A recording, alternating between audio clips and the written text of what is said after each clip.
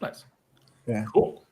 Hey, by the way, everybody, we are here doing some horror recommendations just in time for Halloween. I've got Paul Jam Master Jessup riding shotgun with me because I default to all things horror with him.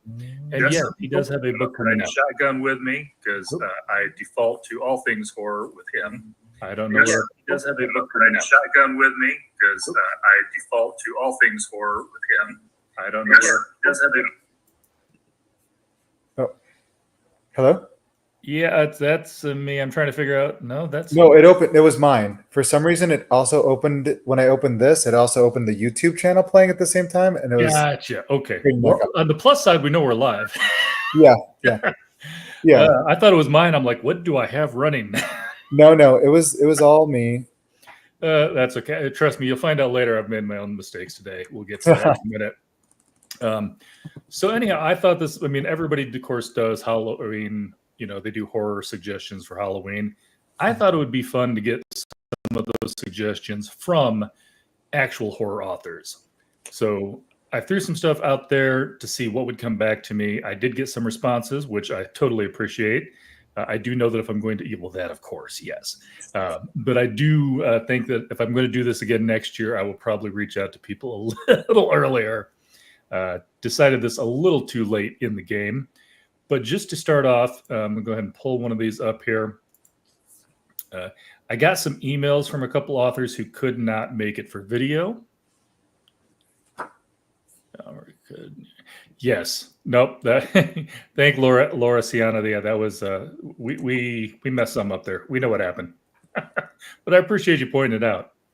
All right. And let's see.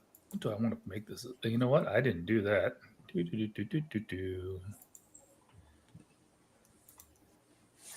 I set this up for video files. I'm wondering if it's going to let me show the other stuff that I did. Well, I will find out. Let's grab this one and see if it'll show for me. Nope, because it's not a video. I tested the video. I did not test the other stuff. I thought for sure you'd just be able to pull up. Like how you can on Zoom. Right. Just, share. So, well, they do have a share screen thing, but I was trying to avoid that instead of show the whole thing. But let me see. Nope, I don't think it's going to like it. I don't think it's liking my PNG files. All right. So we will do it this way. We will do it the hard way. That is fine. So what I will do then, bring this over here. Do not try this at home. I am an amateur. And that way I can get to there and I will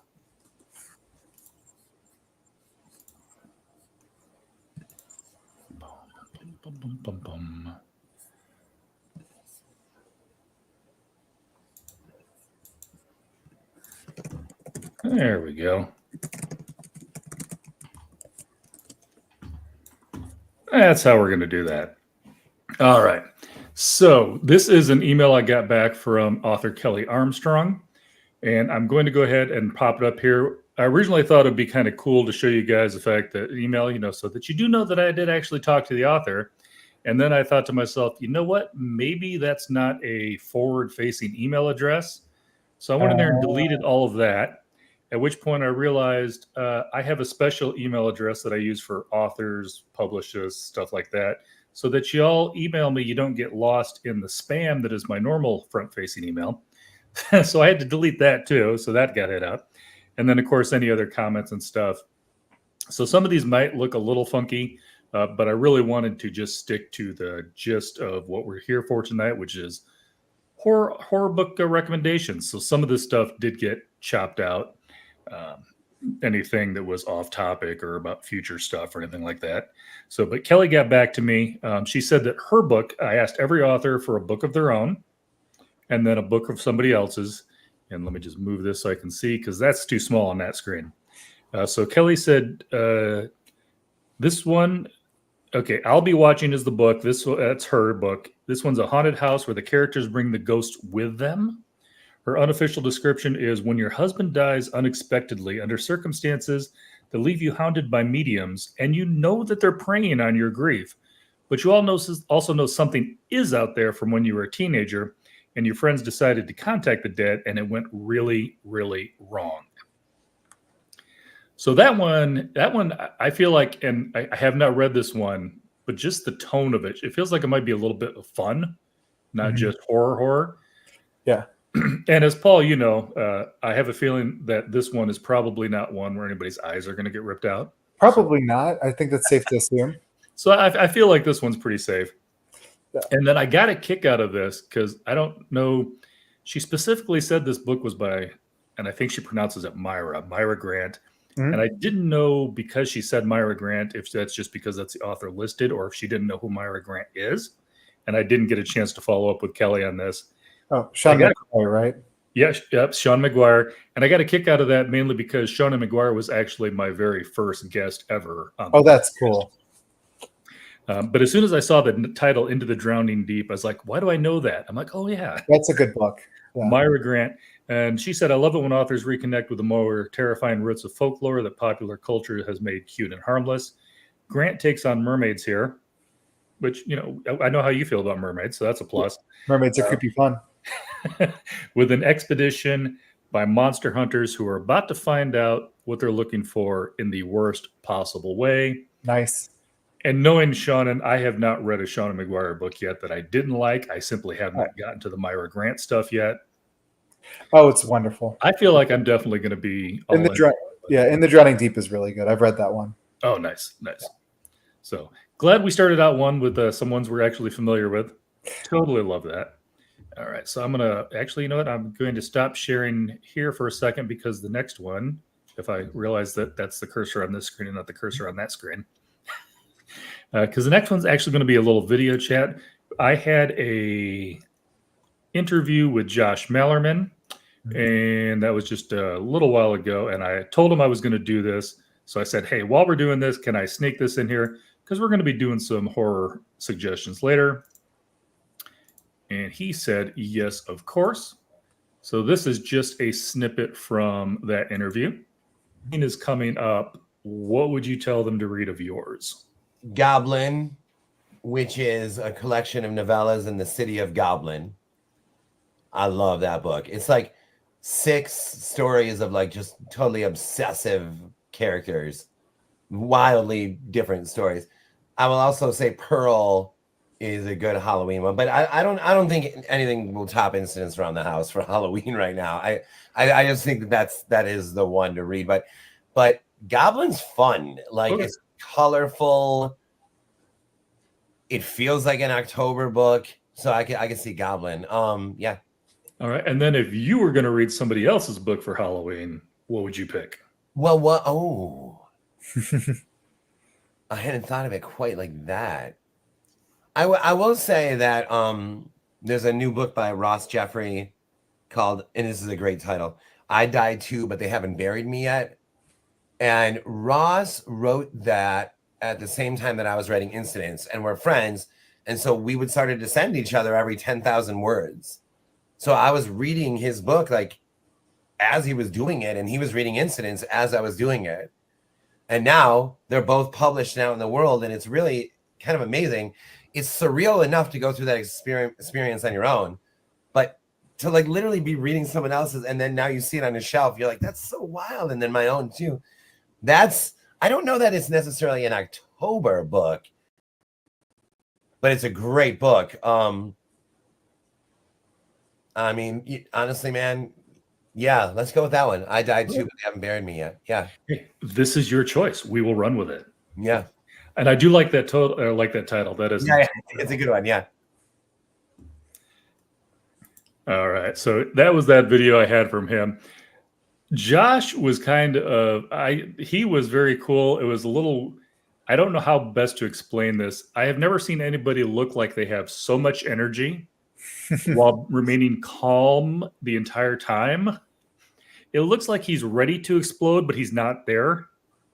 So Yeah, but that Yeah. one, I will tell people these. We have a special that's coming up from Libro. I'll mention that at the end. But if any book was ever designed to be read as an audiobook, Delaney Nicole Gill did the audio for Incidents Around the House.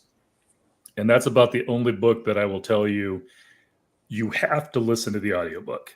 I'm much more of a print guy. I listen to audiobooks for time and I enjoy them.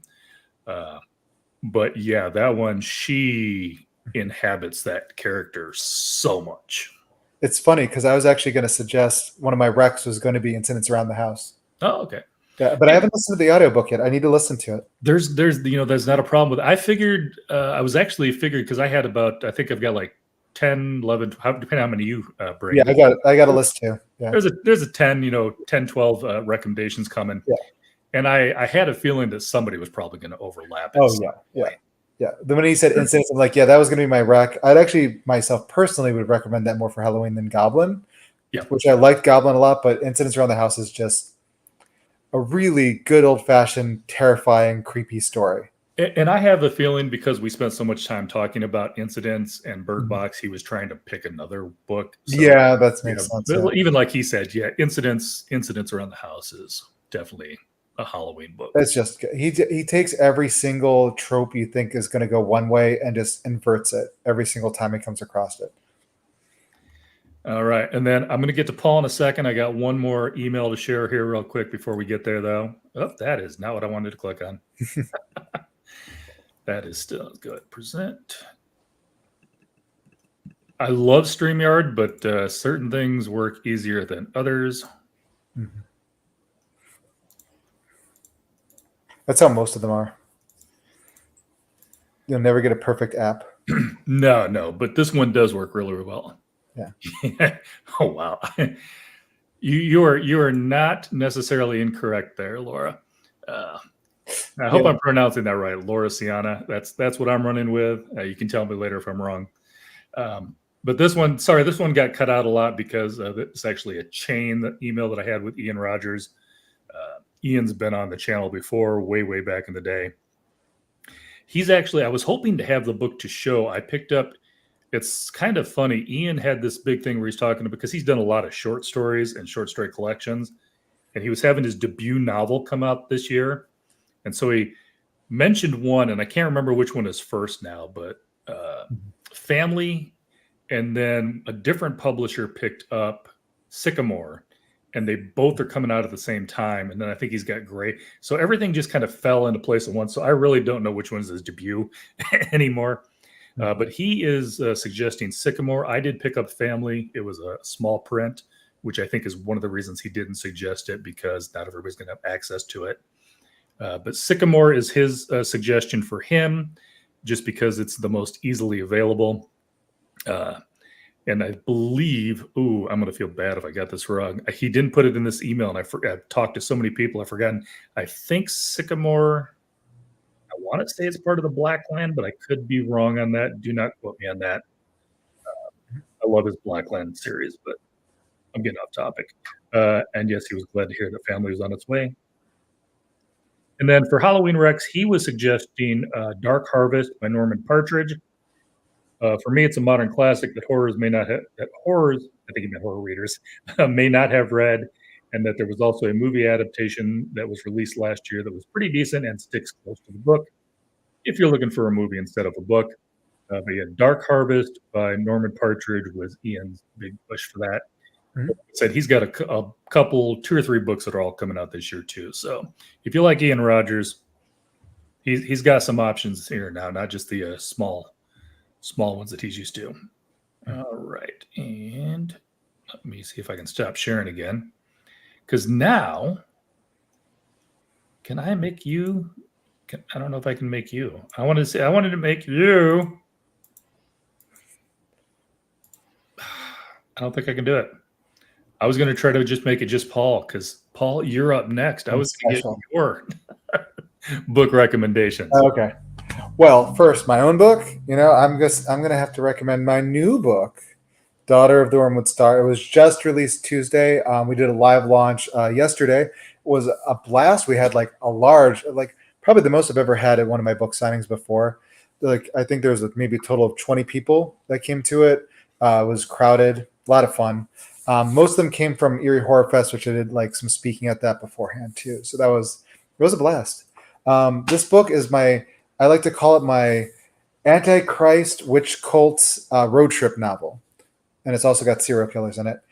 Basically, these group of college age students are being hunted by a serial killer, and when they survive the altercations on the campus, they bond together in a way and start joining a cult where they worship this one girl's the Antichrist. So it's a fun time. It's a happy story. Wendy Wagner said that this book is a spell. It is not a regular novel. It'll ensorcel you, and I love that. Jonathan Wood said it was a brutal, blazing, hellish road trip of a novel through like a nightmare America. So, it's happy stuff. Yeah, that's my book. As for my suggestions, because I'm a major horror nerd, I have quite a few. If that's okay with you. Oh yeah, go for it. I don't think Okay. we're gonna. All I right. have a feeling you're gonna pick some that not everybody was going to grab. So Yes, I've got a few on here that are like some obvious ones on purpose, just to show you my bona fides with the nerds, and then I got some ones that'll be a little different. I do have a Stephen King on here, but it's not one you probably expect. So, first off, my first one was going to be Incidents Around the House, so that's gone. We already talked about that. good The next choice. one, well, I don't know if you saw on Blue Sky, I teased like the greatest horror novel ever, or the greatest vampire novel ever. I was going to mention that. Okay, so that's Orange Eats Creeps by Grace Krilanovich. I'm hoping I'm pronouncing her last name right. Fantastic novel. It's basically like if you like Poppies Eat Bright and other kind of like novels like that, like angsty, like young adults, like traveling through the world and trying to survive, but everything's just kind of dark and grungy and strange. Basically, they're a bunch of murder hobo vampires that are also meth addicts going from town to town, and the writing is so beautiful. It's just a good book. It's like if you like more strange, poetic prose, that kind of thing, you'll absolutely love it. My next rec, you probably heard this one before, but it's my favorite Grady Hendrix book. And not just because it's the most recent one, I've actually reread a few of his, and this is still by far my favorite. And that's How to Sell a Haunted House. You're totally on my TBR list. Yeah, that is probably one of my favorites of all time. It's fun, it's really funny, but the scary stuff is really scary. It goes to places where you don't expect at all. It just goes to really, really interesting and cool places. It takes the basic idea where you think it's going to go, and then it just goes pretty much through like all these different subgenres of horror, like one right after another.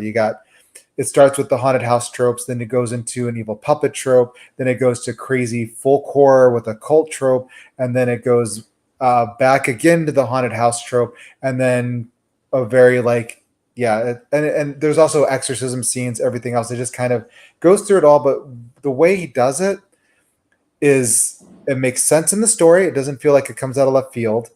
And it's just very satisfying. A very satisfying book when you get through it.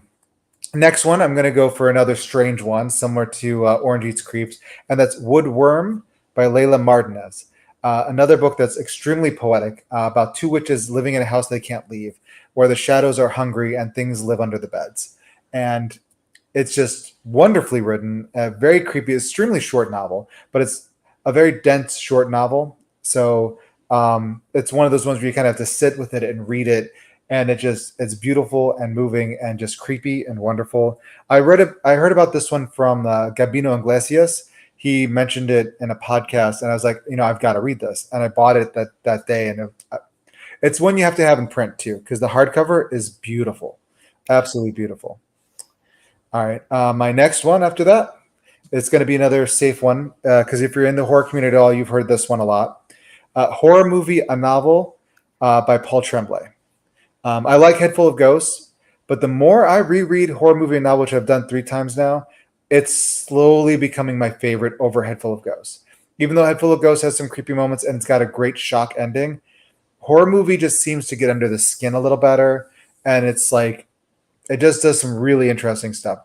It's not a meta horror book. I mean, some people will think it is because it does talk about horror movies in an almost meta way, but it's just really creepy and interesting and cool. Let's hear another one. This will be a little more. You might know it if you're into bizarro fiction and are a fan of Max Booth, the Third, and Ghoulish books. But if you're not, then you might not have heard it. He just had a recent book called I Believe in Mr. Bones, and that is it's amazing. It's if you're a fan of Max Booth, you'll love it. I just can't sell that one enough. It's just so good. I'm just gonna do. Gosh, I've got so many here. Can I do quite a few? Yeah, well, let's grab a couple here from the other ones, and then I will get That back sounds to you. good. That way Yeah, you can kind of see what everybody I else kind of went has. nuts. I kind of went overboard. Plus, I wanted to say something too before you got too far. I Yeah. love the fact that when you were discussing your own book, Yeah. like Antichrist, which is and it's got serial killers. For most horror authors, that might have been the gist of the book, but the serial killers, that's just an afterthought. I brought them in on the side. They're kind of like an inciting incident. So they're there, but it's not. I just love the way you described it. Yeah, it's not the thrust of the. I know most horror writers are like, ooh, serial killers, but these ones, they're not the main point. The main point in this one is the cult itself, and they're wacky. They're wacky little fellowship. Gotcha. All right. So this one, I actually had not talked to this author before, so this was kind of cool that they got back to me. I talked to AC Wise. Oh, she rules. Yeah, I did. I'm really. I can pull this up here. Go there. Perfect. So she got back to me right away. I was actually kind of like I said, I really appreciate her getting back to me. She thought this was really cool to be doing this. She said for something of her own, she wanted to recommend her collection, The Ghost Sequences. Almost all of the stories are about ghosts and hauntings, so it feels perfect for the Halloween season. And then she picked one that was actually another one on my TBR list. For somebody else, she says, I'd go with I Was a Teenage Slasher by Stephen Graham Jones. I've got SGJ in my TBR somewhere. I could not find that book. I still haven't unpacked everything from the move. That one was just released. Was it? Okay, yeah, I think I might have the, was there something about My Heart as a Chainsaw? Yeah, that's actually on my list too. That's his Indian Lake trilogy. Yep. It puts a unique twist on the slasher genre and then takes a very human approach even amidst the horror. So I thought, had a couple of really good suggestions on here. And then this is the one I was really looking forward to. Not that I don't love the rest of these people, but I got one of your and mine favorite authors. Oh? I think you'll appreciate this one. She actually hopped on with me today to get. We are here with Elizabeth Hand, author of Wilding Hall, which Paul Jessup and I did a buddy read on. We absolutely gushed over. One of my only 5 stars of the year. And so the only rule I have is that Elizabeth Hand has to pick a book other than Wilding Hall, because that is a gimme. But for a Halloween read, what Elizabeth Hand book should somebody pick up? Well, I'll mention in passing my most recent novel, which is A Haunting on the Hill, which came out last year. It is a novel I was asked to write by the family and estate of Shirley Jackson. It's a follow-on to The Haunting of Hill House. It's just come out in paperback. But I'm going to recommend another novella. Wilding Hall is a novella. That's the form I think I like to write the best. And this is called Near Zenner. It came out originally in 2011. It received the World Fantasy Award and has been, I think the World Fantasy Award, maybe it's the Shirley Jackson Award, something. Anyway, it's been anthologized a number of times and has appeared in different collections of mine. And most recently, it appears in this book, which is called Bound in Blood, which is stories of cursed books, damned libraries, and unearthly authors, edited by Johnny Maines.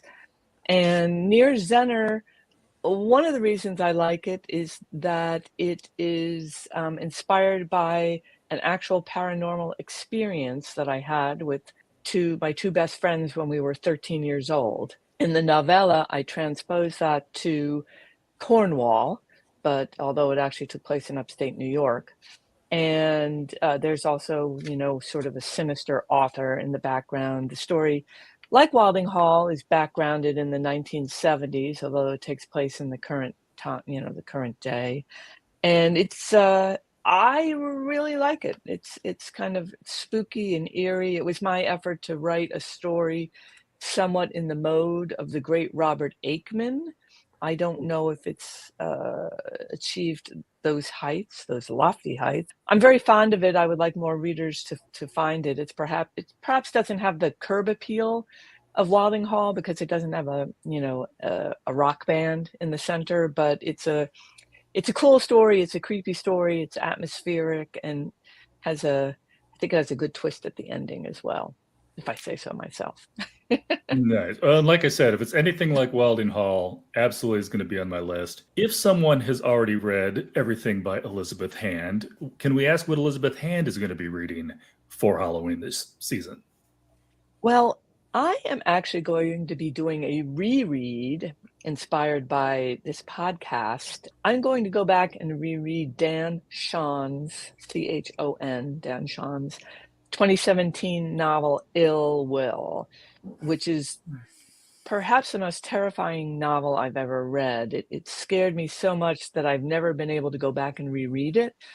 Usually when I read a book that's really disturbing or effective, I almost immediately reread it, or at some point I do, because I kind of want to see how the author did it. But with this novel, I did not.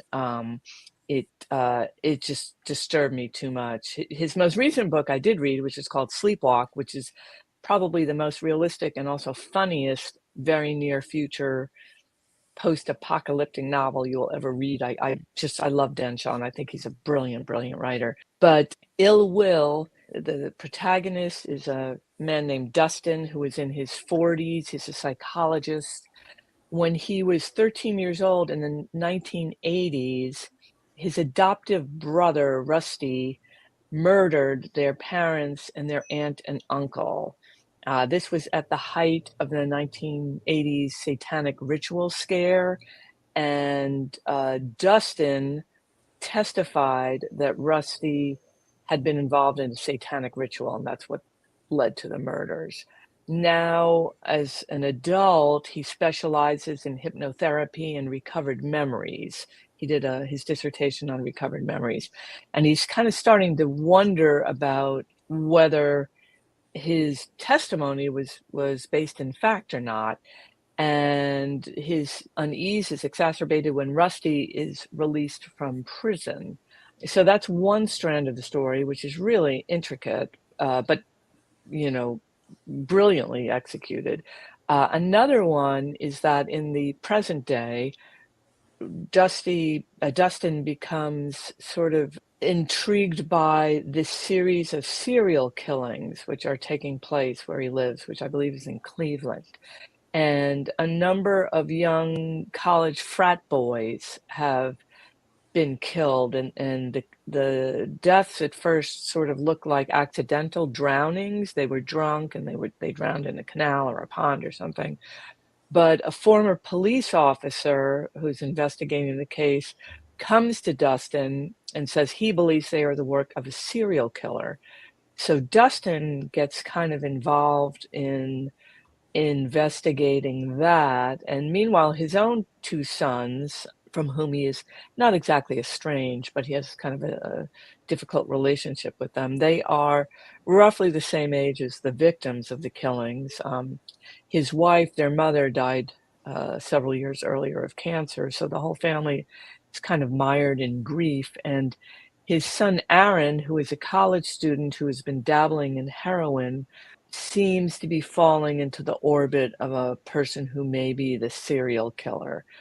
And the narrative is very ambitious and experimental. At one point, there are multiple columns of text on each page that are recounting what's going on with Aaron in a squat, which is a former funeral parlor that's called, I think, the Willis House. And there's multiple points of view. There are unreliable narrators, and it all just cinches up to like a really, really terrifying ending. When my first and only read of it, I was reading it alone by myself at night at Tully Cottage. And this is the only time I've ever done this. I had to actually put the book down because I could not bear to read it anymore alone. I couldn't bear the thought of turning out the light because I was just so disturbed and unsettled by this book. It's really brilliant. So I am going to reread it. I know it holds up because I glanced online and it's acquired many readers. It got rave reviews when it came out. The novel is Ill Will by Dan Shawn. Brilliant writer. All of his works are brilliant. He was nominated for a National Book Award. He's just a terrific novelist and short story writer. I cannot recommend him highly enough. And I'll also give a shout out to the book that I have been currently reading for a while, which is Paul Tremblay's Horror Movie, another brilliant novel. And it's taking so long because my partner, John, and I keep snatching it back and forth from each other in between readings, so it's taking me a while to finish it, but it's another great book. So yeah, so thank you, Edward and Paul Jessup, for talking about Walding Hall and asking me to contribute to this. I always love, as you can probably tell, I always love talking about novels, especially unsettling novels. Perfect. Well, like I said, Tremblay's novel was already on my TBR, but it looks like I've got 3 books and a nightlight to pick up. Because anybody who can do post-apocalyptic and humor at the same time, I got to read that just to see what's going on. Oh yeah, it's great. Again, thank you, Liz, for hopping on behalf of both Paul and I, and also especially on behalf of me. I want to thank you for hopping on again because some idiot forgot to hit the record button. But we will definitely be checking you out for Halloween. Appreciate it, and you are always welcome to come back. Thank you so much. Happy Halloween to everyone. Thank you, Edward. All right, and I just want to thank Liz again. As she is currently getting over a cold. I felt horrible for having her come back on a second time, especially since the first time we were on, and I didn't make her do it the second time. We had a whole spiel going where I told her that I really wanted to recommend Wilding Hall, but Paul Jessup said that he just couldn't attach his name to that sort of drivel. Hey. She knew ahead of time. It was a whole joke thing we were doing. Okay, I was gonna say I rave about that. I pause and I'm like, and now if only you could see his face at this point in time. But no, yeah, she was playing along. Well, that's funny. Like I said, when I had her come back at the second time, I was trying to make it short and sweet. Like I said, she's just getting over a cold. She originally wanted to do this last week, and she came down with something, and so this was we kind of put it off to the last minute to get her voice back as much as she could. Yeah. So thanks to Liz for hopping on. I'm not just first naming her. She says to call her Liz, so I'm calling her Liz. Not dropping names, but yeah, she was an absolute blast to talk to both times. She's very in depth on all of the books that she talked about, and I did love that. She was another one, like I said, the Paul Tremblay horror movie book. Yeah. That one is on my TBR, so she snagged at least one where I'm like, I know that one. I've got that one somewhere. It is going to be read. I definitely want to read Ill Will. That sounds interesting. Or as I like to call him, Paul Chairchucker Tremblay, which doesn't make sense to everybody. But I was listening to a podcast the other day, and it was, I always get his name wrong. It's like David Mercurio something, and then Matt Kressel, who'd been on previously. And I guess there's an entire story where he was playing some game, and I guess Paul I don't know if he lost or whatever, but he didn't like. It was kind of like that game. What's the game with like the little guys where you have to guess who the murderer is, and you vote them off or whatever? Except for this was a live. Yeah, so this was a live version of it, and he didn't like the way it ended. So I guess he got up, and when he got up, the chair scooted back. And apparently, every con they go to, this story gets worse. So it's gone from scooting back to knocking over to picking it up and throwing it at people. So that's really funny. He didn't really chuck a chair at anybody. It's just gotten a life of its own now. Yeah, stories tend to do among writers. And the next one I've got one more person that emailed back to me. And the book that he wrote is not technically horror, but I feel like it should be, and he kind of agreed with me. So if you're familiar with John Wiswell, I am. Someone you can build a nest in. And he's a great guy.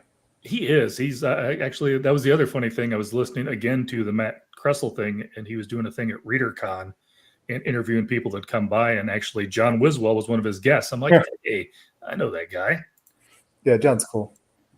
But yeah, that movie, that book is, I think, technically queer romance, but it can be read as fantasy. It can be read as horror. So I told him I'm counting it. And so he, of course, has said amongst his books, that's going to be the best one for this time of year. Someone you can build a nest in. I did a review of that book. Absolutely loved it. Wonderful book. It is. It is so much fun.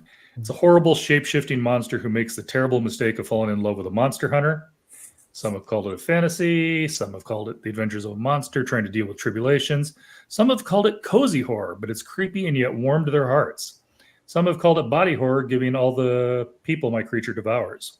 Monsters stress eat too, you know. So I just love the way he described his own book. And then he said for somebody else's book, he's picking The Good House by, I know I'm going to butcher this, Tananarive Do. I don't know how to say Tananarive, unless I get it right by accident, which is a great American family epic of horror. Do you like small towns with that one haunted house? Do you like generational epics and different family members grappling with different elements of a bigger creepy phenomenon? Well, this is the book for you. Do is a master of the craft. So this one I had not heard of before. The name looks familiar, but I'm definitely going to be checking this one out. Yeah, that's a really good book. And like she had a new book recently, The Reformatories, which is also probably where you heard about her name from. Yes. Yeah, that's like her big, like that's been huge. So it's a really good book. We read that one, and the other one she just mentioned. He just mentioned for my horror book club. So that was fun. Oh, nice. So yeah, definitely got some suggestions that I hadn't had before. And like I said, I was also still a little happy since I do more fantasy and sci-fi that they did pick some. I'm like, I know that book. I've got that book, which is always nice. But I thought I would sneak these in real quick just because I didn't want you to, find out that everybody had mentioned everything you were about to mention. Yes. I didn't figure it was a big problem, but I figured there might have been a couple in there. There probably will be, yeah. And then let me just I've got one that I'm going to throw out to people. I'm not going to say read this for Halloween, only because there's very few people that are going to be able to read it between now and Halloween. Mm-hmm. But my second favorite book of all time, and I don't think anybody's going to be yelling at me for this pick, Robert McCammon's Swan Song. That's a wonderful book. That is, I said, I absolutely love that book, but it is roughly 1,000 pages long. So unless you're dropping in 100 pages a day, which not everybody can do, that may not be a Halloween book. But if you love horror, there was a time in early 90s, I would say, where everything was King and McCammon. Those were the two. And they had similar books always coming out at the same time, which is weird because it's going to be a zeitgeist or something. Well, I also found that a lot of people, if you talk to them, they prefer whichever one they read first because there were some similarities in their books. But it's kind of like I remember when the movie Armageddon came out, and Deep Impact, I think, was the other one, came out at almost the same time. And they're like, they're just making the same movie. It's like, well, no, these movies started to get filmed years ago before they even knew each other were doing a film. It's just something in the air. Exactly. So obviously nobody's going to argue that King is the king. But yeah, I honestly pretty close. I honestly think Swan Song is better than The Stand myself. I like The Stand. I loved it as a kid, but then when I read Swan Song as an adult, I think I don't know, I just liked it better. Yeah, I have actually not read The Stand because I love Swan Song, and I was like, didn't want to start comparing the two. Yeah, I actually read both copies of The Stand, the original abridged one that came out in the 70s, and then when they re-released it with like the full like massive tome in the 90s, I read that one too. The director's cut. The director's cut, yeah, when that came out. I bought it because that cover was so cool. That was the one with like they look like the old Mad Magazine, like Good Spy, Bad Spy, except with medieval weapons. Yeah. The cover, people say don't judge a book by a cover, but like I had Adrian Tchaikovsky on a little while ago, and the U.S. version of Alien Clay is decent, but the UK version of Alien Clay with that blue cover is just gorgeous. It's amazing, and it's the opposite with Wiswell's "Someone to Build a Nest In," Have you seen the British cover for that one? I have not. It looks like a classic Ted Williams epic fantasy cover, Oh. which I love that kind of stuff. But the American cover, I think, fits the book more. Yeah. You know? And it's very striking. Although I do love some Tad Williams, but Oh yeah, no, it's a good cover, but that's not what I would do. But you know, this you might enjoy this story, and then we'll get into the horror books. But Yeah. I remember, and he's been on the show before, but I actually saw him live at a book signing. Brian Freeman. He was joking about the fact that I think it was the Chinese cover of one of his books, Mhm. and it's this like military, like Apache helicopter coming over this thing, whatever. And he says, now the weird thing is there's no helicopters in my book anywhere. But that's what they wanted on the cover of the Chinese version. I was like, okay. That's funny. All right. So now I'm going to default to your expertise, getting back to your list, and then maybe pick your brain on a few movies as well. Sure. I'll cut this a little short. I'll cut a few of these out. We'll just go by the last year. So my next one would be The Twisted Ones by T. Kingfisher. I do love T. Kingfisher. Yeah. So this book, it's fun horror. It's written in such a way that the main character's voice is what does it. It's a very satirical, fun voice to get into, but the horror is actually really, really scary. And it's based on one of my favorite short stories of all time. I read it when I was a kid. It's The White People by Arthur Machen, which is a really good classic horror. And it kind of draws from it and does real interesting things with it. It's good. And some of the stuff that happens in the beginning reminds me of Gravity Falls. So if you're a fan of like Gravity Falls, if you're a fan of the Machen story, or if you just like T. Kingfisher's books, or like a very smart aleck kind of character that's really fun to read, it's definitely a really good horror novel. And the scary stuff is scary. I've heard people like say, oh no, that's not really a horror book. I'm like, no, there's a scene where there's like this bone deer. I'm not going to tell you anything more about it, but it's absolutely terrifying. And I loved it. And Ursula, if you see this, I want you on sometime. Yeah. Speaking of somebody using a pseudonym. Yep. Let's see here. Manhunt by Gretchen Felker Martin. Oh, and her book, that's actually now going to be a TV series. I saw that today. Yes. This was announced today. It's going to have, I think Lisa Wachowski is doing it. I believe that's right. Yes. So that's exciting. Fantastic book. Probably one of the best recent zombie books I can think of. I don't like gross horror. I don't like extreme horror a lot. She does it so well in this that I don't mind it. It's kind of gross. It's kind of nasty in a lot of it. But the beautiful moments more than make up for it. Like there's some really just absolutely gorgeous moments in the book. When you get to the scene with the elephant, you'll know what I'm talking about. It's wonderful. A short story collection, Blood from the Air by Gemma Files is one, or Gemma Files. One I just recently read. It's a fantastic short story collection. It's probably my favorite collection of hers, and she has a lot of great short story collections. Let's see here. Nosferatu by Joe Hill. So that's probably my favorite Joe Hill book. Read that one, yep. It's so good. I actually watched the TV series first and thought, oh, this is really good. I should read the book. And the book just like danced circles around the TV series. It was like after reading the book, I'm like, I don't like the TV series anymore. I love this book. It's so good. So, the Stephen King book. So it's a revival by Stephen King. So I read that one. Yeah, you read that one? Yeah, I like it. It's very Lovecraftian. What's that? I love Lovecraft though. Oh no, if you haven't read it, I didn't read it for the longest time because it's like, it made it seem like it was about like a Baptist revival thing.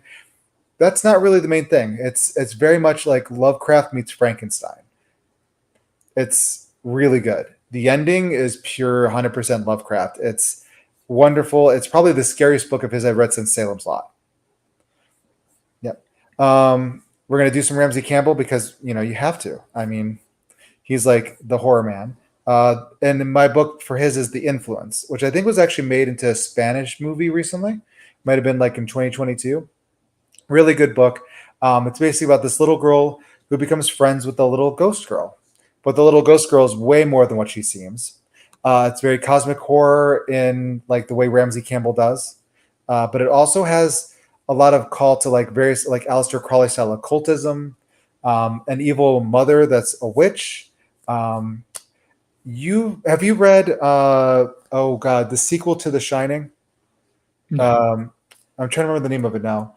Yeah, I remember that there was one, but yeah, I've got no Dr. clue what it was called. Okay. Yeah, if you haven't read, then what I'm going to say is not going to make any sense. But for those of you out there who have read Doctor Sleep and remember the white grandma and the black grandpa, there's a similar thing in this. I'm just going to leave it at that. It's just got occultism. It's creepy. There's like, if you like Lovecraft's story, The Thing on the Doorstep, it plays with that. Okay.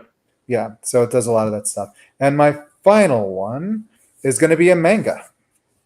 And this is going to, so Junji Ito, everyone knows him, the horror master.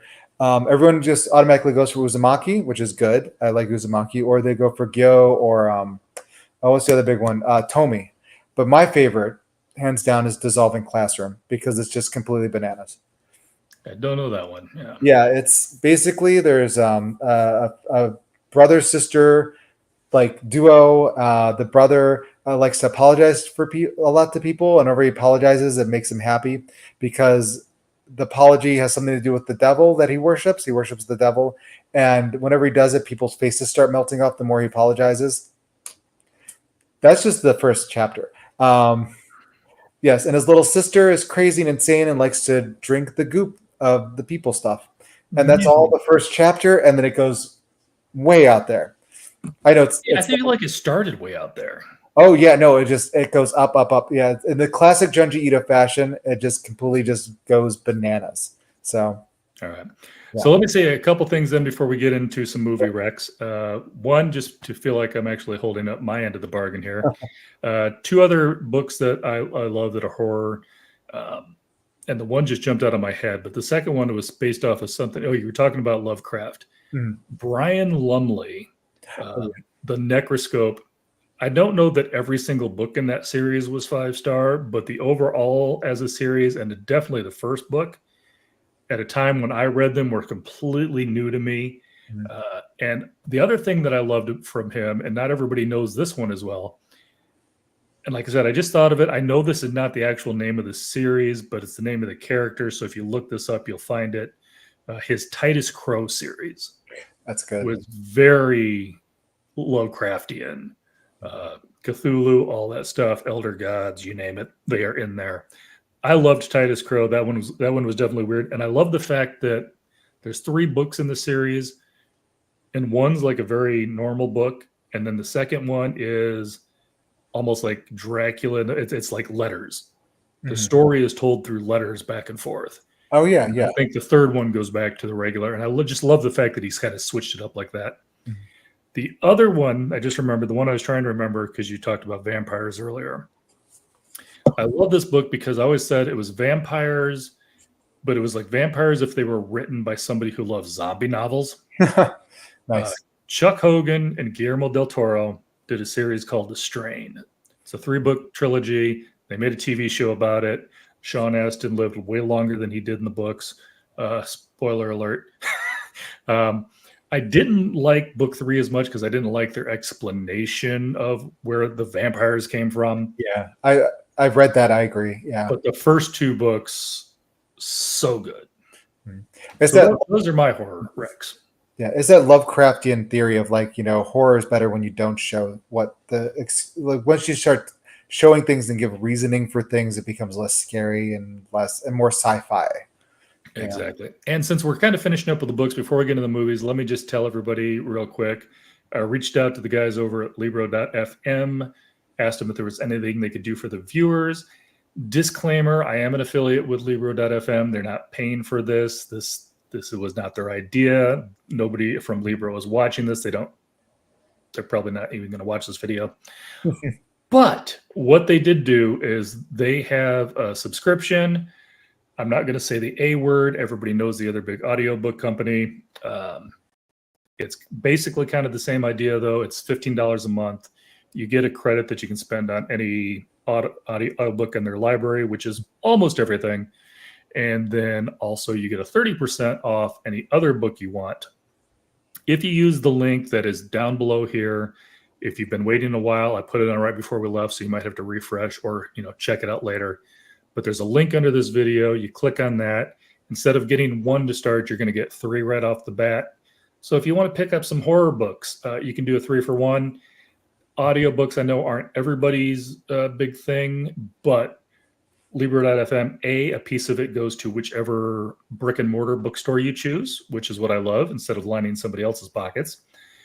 2, if you ever have a problem and you email them, you don't get a bot response. You get an actual human being. And every time I've talked to them about anything, it stays with that human being. So I get to talk to the same person who's already familiar with my case instead of going through whoever just happens to be there. Which I kind of love, because they can look at that whole email chain and they knew what they meant when they told you something. So I love that about them. And that is probably going to wrap it up about that. Yeah, I just, like I said, I love the fact that every little piece goes to a brick and mortar store, help keep the brick and mortars up and running. Because if your favorite author has ever stopped by your town, they were not brought by Amazon. They were brought by the local independent bookstore, maybe Barnes and Noble, but more than likely it was an indie. Yeah. So, Yeah. The indie bookstores are great. They're very supportive of authors in a way that Barnes and Noble isn't. yeah, I feel like a lot of independent bookstores, they know that authors are their bread and butter. Let's face it, Amazon, I'll say the word. They started out very much doing books and stuff like that, but that's not where they make their money anymore. No.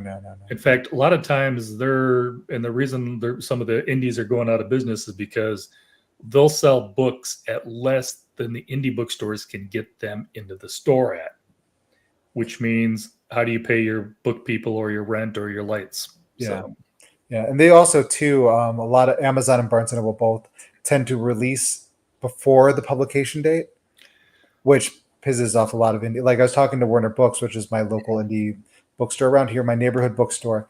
And my book actually was supposed to be released on the 8th, and Barnes and Noble and Amazon both had it available like almost a month beforehand.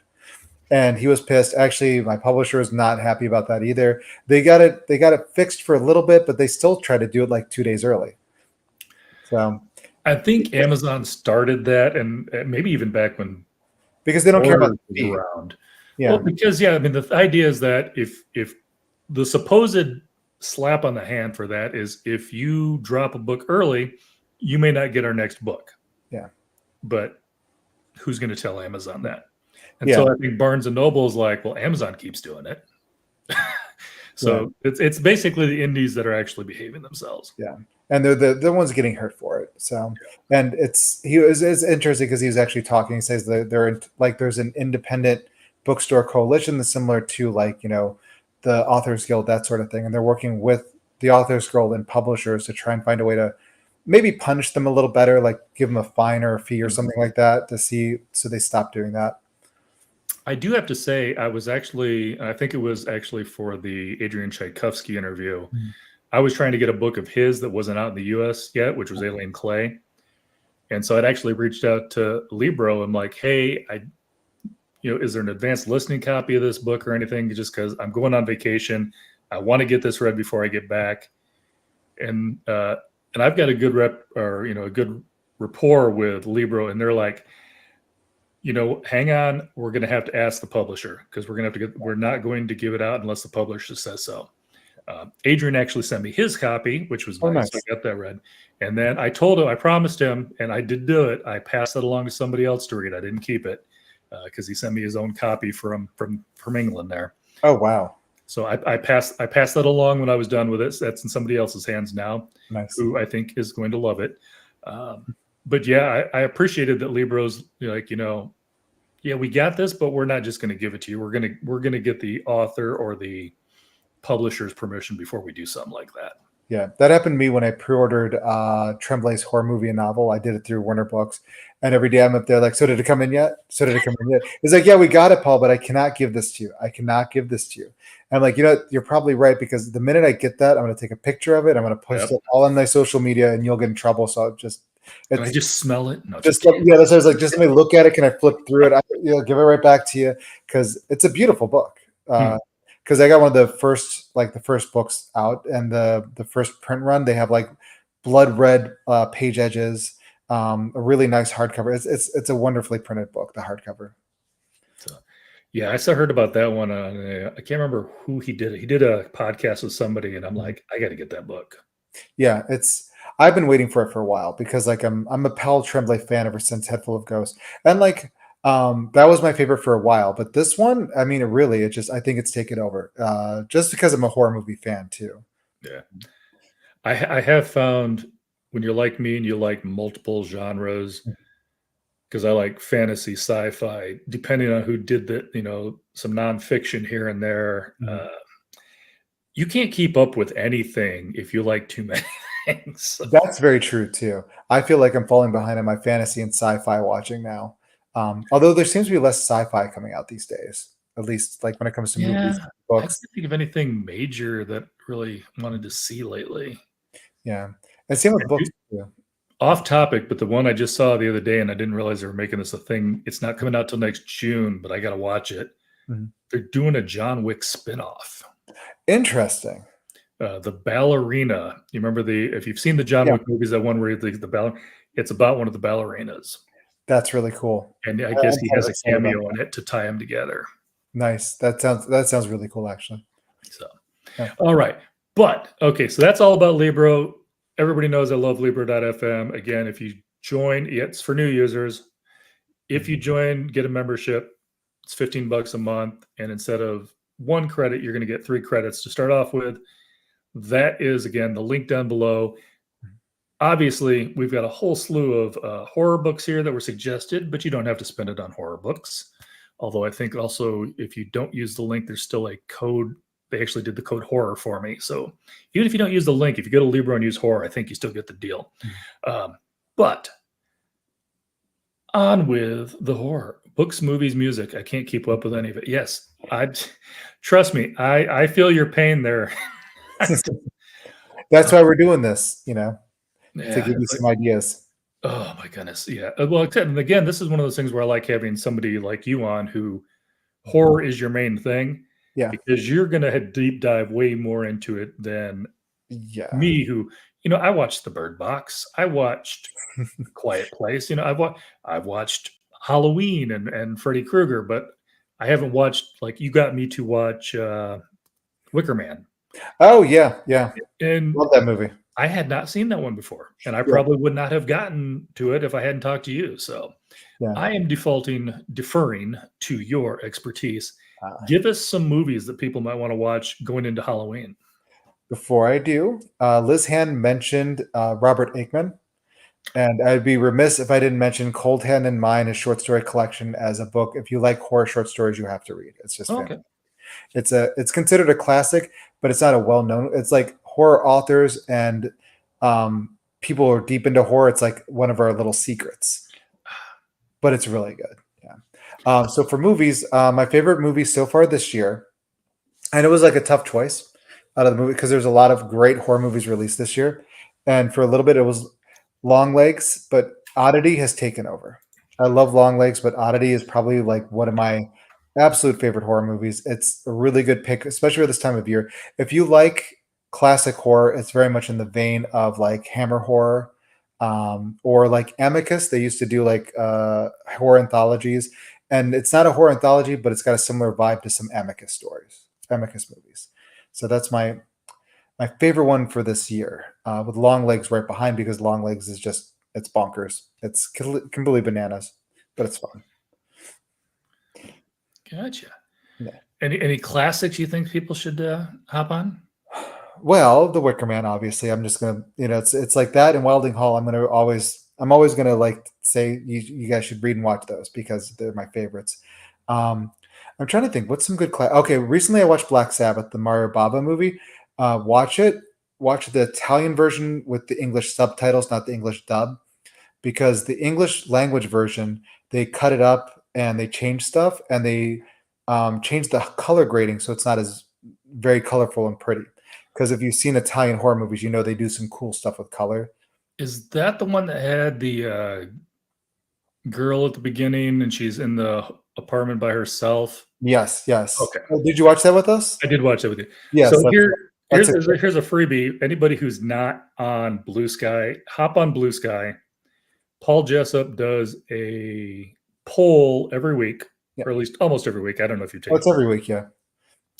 and they pick from some horror movies that I believe are always somewhere that anybody with the internet Yeah, connection anyone, watch. It'll be on like yeah, Tubby or something like that. yeah. We have like I think 3 people that check like Brazil and Canada and then England. So Yeah. So yeah, just follow the horror watch thread on Blue Sky. I don't always get to every single one of them, but I have not watched a bad one yet. yeah, and there's been movies I probably wouldn't have watched, and I'm so happy I watched it with them because even when they're bad movies, we have fun. But yeah, I wouldn't have watched Black Sabbath if you guys hadn't been watching it. Oh, it's so good though. I was so happy we watched that because that's actually probably like I hadn't seen it yet, and then I watched it. I'm like, this is fantastic. So Because that was a 3-parter too. Didn't it have like the one with the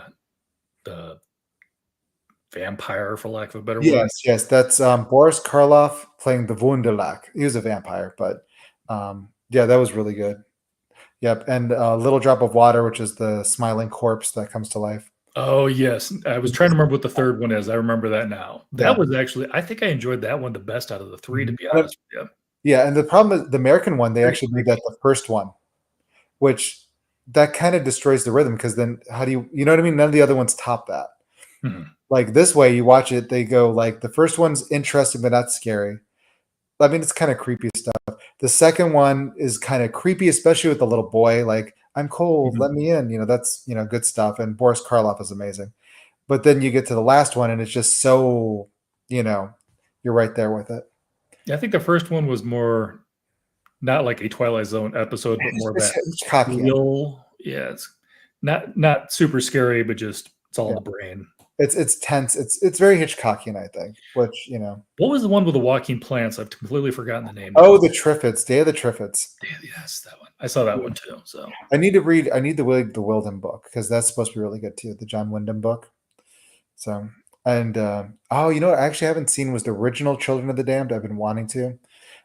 I've seen the remake in the 90s, which that's also based on a John Wyndham book. That's why I brought it up. while we're talking about it, in case anybody's watching this who hasn't got hopped on Blue Sky yet, what do we got? What are we watching tomorrow? We are watching. I think. Hold on, I need to go check because the poll just finished the other day. And I think it's the Witches. Something the Witches. It's actually one I hadn't heard of before, and I was discussing with some other horror fans that like witches and are trying to find free stuff because they didn't have Suspiria on anything, which that's an obvious gimme, which kind of made me sad. But we found a few other ones, and I'm looking it up right now. Sorry. All right. And so for those of you in there the it chat is. too, if you're not on Blue Sky, the whole thing about the Horror Watch is they start at 8 Central, 9 Eastern, if I remember correctly. Yep. Oh, hey, look at there. Witches in the Wood? Witches in the Woods. I actually just got it too. So Oh, there she goes. Yeah. She was on top of things. yeah, I just saw it, and then you started talking. I'm like, I'll let him talk, and then I'll say it. Yeah, but anyhow, the idea is that everybody kind of starts it at the same time. Hopefully, nobody's ever synced. But Yeah. then if you make a comment in the chat and everybody like hashtag horror watches, yeah, for me it's usually just stupid jokes. But for some people they actually have comments. Mhm. But then the fact that because we're all watching at the same time, by the time you see that, it's not spoiled because you're already past that point. So Yeah, and then I say so. I mean, there's a slight delay too with Blue Sky. So I mean, usually we catch it like when everybody's caught up, which is nice. The different hashtag stuff. It's fun. Yeah, there's been a few where like some people have been very knowledgeable about the movies, and that's kind of cool. Like I think when we watched Sante Sangre, like we had a few people that watched the documentary about it beforehand, and so they were able to tell us all this really cool stuff, and that was a lot of fun. Yeah, Witches in the Woods.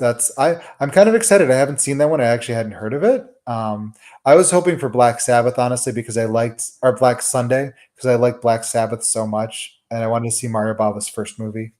oh, gotcha. It's supposed to be really good too. Barbara Steele, that's her first movie too. She was like became one of the first horror scream queens from that. So Yeah, I think I told you the day I watched it. It wasn't a horror movie, but it was really weird to watch it. I watched Vincent Price's first movie. oh, what was it? Oh, I can't remember. It's more of a romantic comedy type thing. Yeah. 1930s. It's so funny. He was a leading man for a while then, and like Yeah, romance. he actually pulled it off really, really well. I was kind of impressed with it, to be honest with you. Yeah. Service Deluxe, Oh, okay. 1938. I'll have to watch that actually because I'm a huge Vincent Price fan. It's definitely not horror. Yeah. It's definitely a movie of its time. Yeah. It's kind of funny. I actually compared I said Nicolas Cage is this generation's Vincent Price. Some people got very angry about that. I'm like, no, think about it. Both of them had like a long career where they played lots of different roles, but then their later years they just do horror and nothing else. I think too, though. I think Nicolas Cage got a bad rap for the let's just say the ghostwriter years, Oh God, yeah. where I feel like somebody told him that overacting was good and he ran with it. A lot of his, if you've given up on Nicolas Cage, if you watch some of his newer stuff, he's really kind of backed off of that. He's not so ridiculously over the top anymore. Well, I think with Ghost Rider too, it was like a comic book movie. He was like, I'm gonna lean into the cheese because this is a cheesy movie. Yeah. Yeah. But yeah, some of his stuff like Arcadian, I think it was called, the one about the spider creatures, and he's like with his two boys and trying to survive. It's a very toned down Nicolas Cage, and you realize, oh, he's actually a really good actor. I haven't seen it yet, but I've also heard really good things from some people about him in, was it Renford or whatever that? Oh, Renfield, yeah. He does, yeah, he plays every version of Dracula all at once, and it's amazing. I'm gonna have to try it out. He pulls it off somehow. It's great because he sounds like Bela Lugosi, but he kind of moves like, oh God, the Nosferatu, the remake with Werner Herzog. I'm trying to remember the actor's name, the crazy actor. I can almost picture it. Yeah, I can't remember his name, but he kind of does like that kind of thing too, like what he does in that movie. So it's like a real neat mix of different Draculas. I have not seen Mandy, but apparently I need to try that out too. Oh, Mandy is really good. Yeah, Mandy's really good.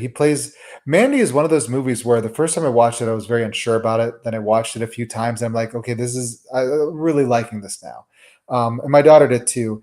And that's turned into one of her favorites. But her horror she likes is very weird horror. She loves the very, very strange stuff. Like her favorite horror movies are Possession, Suspiria, and Mandy. Oh, and Longlegs too. That's a recent favorite of hers. So as long as it wasn't Jennifer's Body, we're all good. Oh, that's a great movie. I thought I like Jennifer's Body. I thought it was okay, but I feel like it was really more of a vehicle for Megan Fox and. I don't know. It's one of those things where people are reappraising it now, and I think it could be. It might have just been I watched it when she was kind of all over the place, touchable at the time too. Yeah. Well, everybody was talking about her, but nobody wanted to work with her. Yeah. Well, there's probably a reason for that. Sure. No, the character of Needy I thought was really interesting, that one, and it does just a very interesting take on the whole like women as monsters slasher kind of thing. I thought, but it's one of those things where it's been reappraised lately, and I thought that's kind of interesting. I liked it because I watched it right after watching Juno, so I was not going in it for Megan Fox because I don't know, whatever. I'm not like a Fox head or whatever. And but I like the writing in Juno, so I like watched that for that sort of stuff, and I enjoyed that. I thought, yeah, Juno was a good movie. Yeah, Mandy is astonishing. It's really good. That was probably going to be one of my other like lists up there. Like if you like Mandy, Longlegs is really good too. Actually, I think that's probably my favorite Oz Perkins movie because his movies are hit or miss for me. But that one, it's solid all the way through. Saturday nights are kind of when I'm free. That's kind of my time to watch the horror movies because I remember when Longlegs came out. Yeah, and I saw the preview and I looked at my wife and she's nope. It's okay. The previews are very misleading about Longlegs. They're making it seem like a hereditary, very dark, serious, elevated horror movie. It's not. The first time I watched it, I was confused with what I was watching because I was expecting that. So I watched it a second time and I listened to an interview with Oz Perkins and he's like, this is my fun horror movie. And I watched it with that frame of mind. I'm like, oh, okay, I get it now. This is fun. This is supposed to be, it's creepy. It's got terrifying directing, but it's fun, especially in Nick Cage's character. Yeah, I think Quiet Place is probably the most horror my wife has watched. Okay. Yeah, that's very tame horror. Longlegs would probably be maybe too much for her. Yeah, she's not because it's scary, but it does some gross stuff and things like that. That's the opposite direction. She's a nurse. The gross stuff doesn't bother her. Oh, okay. But she's well, also very easily startled. yeah, okay, this has some great jump scares in it, which usually I don't like. I'm not a huge fan of jump scares, but it works in this one because Oz Perkins doesn't deflate what happens when there's a jump scare. He uses it to ratchet up the tension. So, Well, if you've ever spent any time with somebody who apparently continually forgets that you live in the same house, yeah, that would be my wife. Make some noise so I know you're there. yeah, well, I'm that's funny here for because 2 hours. I've lived alone for a long time with my kids coming and going, but mostly alone. So recently, I've been in a duplex now. I keep forgetting I have neighbors, and I hear people moving over there. Like, who's my? Who's? Oh, right, yes, I have people next door now. I hear voices. I'm like, what? What? I'm like, no, I'm not haunted. I'm sharing a wall with some people. So, no, long legs. Okay, so everyone's like, oh, it's like Silence of the Lambs. No, it's not. Get that? That's yes, it has a serial killer bit in there and is a weird serial killer sort of. It's more like X-Files and Twin Peaks. So come to it from that because like the goofy kind of not exactly campy, but there's still horror kind of thing that Twin Peaks does as well as X-Files, and the supernatural of X-Files Gotcha. when it does super. Yeah, so that's the kind of movie to expect going in. I think you'll probably enjoy it more if you set your expectations right. Gotcha. Yeah, that's like I was telling Josh Mallerman when I watched Bird Box. Yeah. That is not the movie I was expecting from the trailers. Yeah, that too. I liked Bird Box though, but the trailers were definitely set you up for different. A lot of people that I found hated Long Legs was because the trailer set up a certain expectation and they wanted that. I read the weirdest review where it was like saying not enlightened, elevated horror is dead now because Long Legs killed it because it had elevated horror trailers, but it wasn't elevated horror. I'm like, this essay is so confusing. I don't understand what you're trying to say. It's very strange. I think he was trying to say people are going to go into it expecting something and be disappointed, and so it's kind of like, I don't like this type of movie. Yeah, I think that might be it. But he was very like angry about elevated horror being popular, and I think he just wanted to kill. I think he didn't change his expectations. And go, no, this isn't elevated horror. He said, oh, this is just bad elevated horror. That was his frame of mind. I'm like, but it's not elevated horror. It's very much just fun. It's supposed to be. I mean, the serial killer is obsessed with, oh God, Boney M and that one song, Bang a Gong. Yeah. So that's the kind of movie you're going into. He's like actually does plastic surgery to make him look like that guy. It kind of reminds me of my friend who got upset when her favorite band back in high school started getting played on the radio because I was ruined. That happened to me. It's the same music. They didn't change. Yeah, one of my friends was like so mad when Blind Melon became popular.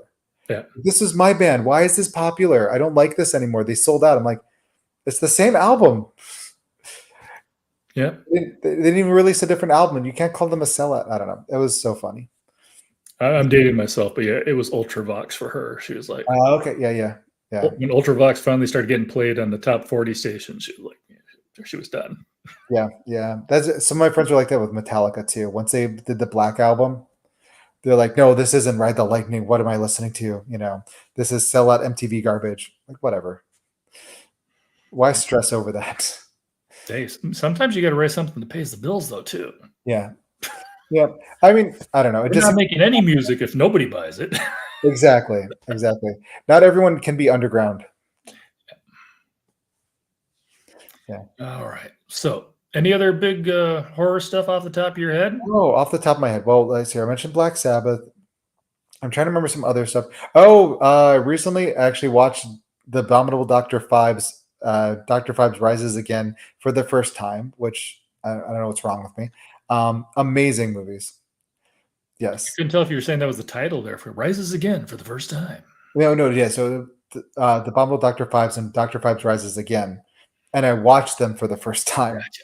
Is what I meant.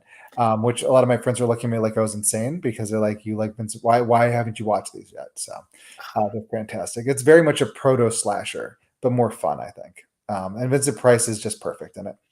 Oh, he was my favorite as a kid. Yeah, back when we had like 3 stations to choose from. Yeah. I'd always see him late at night on. So they always had like the late night horror hosts and stuff like that. In Cleveland, it was Big Chuck and Little John were the people, and we sometimes got through Erie, we'd watch Ghoulardi, and those were like the ones I'd watch, and they were fun. I saw The Blob, that sort of stuff, and The Blob, The Thing, all that good stuff. yep, all the classic, The Thing from Another Planet back before Carpenter redid it. That's another good one, actually. Carpenter's.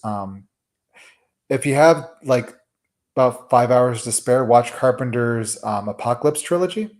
It's great. It's The Thing, Prince of Darkness, and In the Mouth of Madness. And they're not direct sequels, but they play off each other in really cool ways. Interesting. I might have to try that out. Maybe next time the wife goes on vacation. Yeah. I saw In the Mouth of Madness the first day it was released in the theaters because I just turned 18, and I was like, yeah, first R-rated horror movie. That was great. That was when I watched also Wes Craven's New Nightmare around the same year and Tales from the Hood. So, yeah, I think the first R movie I watched was probably Total Recall, and that probably wasn't my best one to choose. I like Total Recall. I thought it was. I was like 8 when I saw it. So I liked the gist of it, but certain things like when he's like ripping that thing out through his nostril and whatever. Oh yeah, it was kind of like as a that looks a little painful.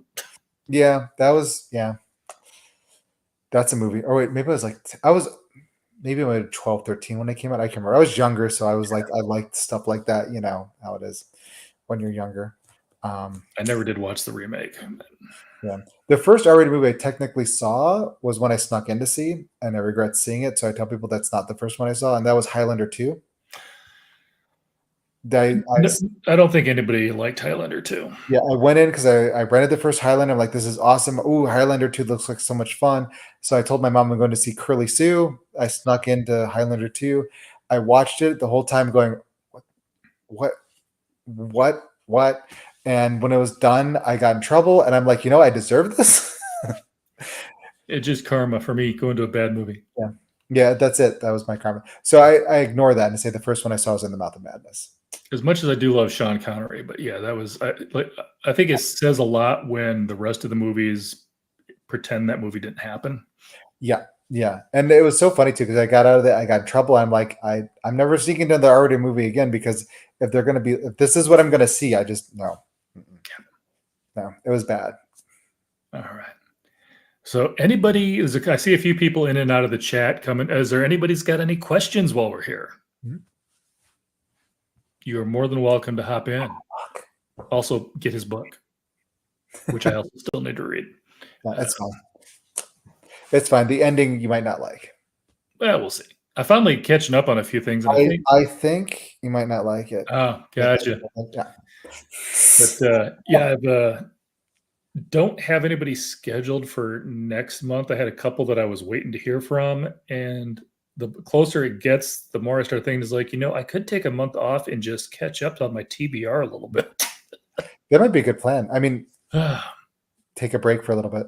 Yeah, everybody. I've got the only other, and it's not an author. The only other interview I've got coming up end of the month. There's another booktuber, one of my favorite booktubers. He's going to come on the channel and talk for a little bit. So I don't have to read anything for that. So nice. Because he hasn't written anything. Yeah, that's the thing. I might be changing my Fears the Fire podcast myself because I found I was doing The Fog is a good one. I was doing a roundtable podcast of publishers and authors talking about horror, and that's really hard to synchronize across time zones. Gotcha. Yeah. The last 2 months before Mallerman, I had Sarah Rees Brennan and Adrian Tchaikovsky, and they're both in the UK area, Ireland and the UK, and it's like trying to find a time that works for both of you sometimes. Mm-hmm. And I can't imagine trying to do it with a third person. Yeah, I did it with so I did it with somebody. There was one person in England, somebody in like Texas, and somebody in Canada, which was close enough to me time zone wise. That wasn't a deal, but the other ones were just like, Oh, and the first movie that gave me a nightmare was Piranha 2, which I didn't actually watch, but I saw the trailer as a kid and had nightmares for like a month. Yeah, I don't know that any movie has given me a nightmare. I always tell people the movies that make me not want to go sleep in the first place, it's always the realistic ones. Like if it's just like a horror slasher, serial killer, that type of thing where this could actually happen. Those are the ones where like I hear every like creak. See, It's that's interesting to me because those don't bother me for some reason. Like I'm like I don't know. It's the ones, the supernatural ones, where it's Yeah. like if it's done in a certain way. Like some supernatural movies don't do it, but they're ones that make it like creepy and unsettling, where it gets under the skin, and then like hours later, I'm like I can't go to sleep because of this, because it's like everything in my house could be something. Hereditary did that well, like at the ending, you know. Yeah, for me, if it's like if it gets into the supernatural, I enjoy it. Yeah. But it doesn't creep me out. It doesn't freak me out. Yeah, I can feel it's so funny too because I can feel myself getting freaked out, and it makes me happy that I'm scared. I get joy out of being scared, Mhm. but it also means I don't sleep well at night. So because like I turn the lights on. Another one that did that to me recently was Candle Cove, the TV version on Channel Zero, because that one, like near the end, the scariness kind of goes away because they explain stuff, but like most like halfway through, there's a lot of stuff in there that just gets under my skin. You know, like a little boy covered in teeth, that kind of thing. And I loved it, but it's also creepy as all hell. Yeah, and I do have to say, even though it didn't give me nightmares, I do have to say I was also very young when I saw The Fog, and it was creepy. Yeah, Fog is. I saw that when I was later. I was like 20, I think, when I first saw that one. When I was in a Carpenter phase where I was like watching all of his movies, and that one is, yeah, it's creepy. Yeah. I think there was one called The Mist too, and I always forget my head mixed up Yeah. with which. That one's based Very on much the a same. short story. So, uh-oh. There was always. I lived in a house like that for a while. There was, I think it was mice or something like that, and I was renting it, and the landlord wouldn't do a damn thing about it. And so, like, I'd be trying to go to sleep at night, and I hear like, and it just drove me nuts. Not our current house, although we're actually very close to the same neighborhood our old house was in. But our old house, at one time we had to we found where they were getting in. We had to lock it up because there was a raccoon. Mhm. It was climbing up the tree, coming across to my daughter's window, which has a ledge like it's this small. You'd be Yeah. surprised those suckers can hang on. And was going all the way around to the other side of the house, and there had been a board that had been pulled out. So then it was getting into the roof.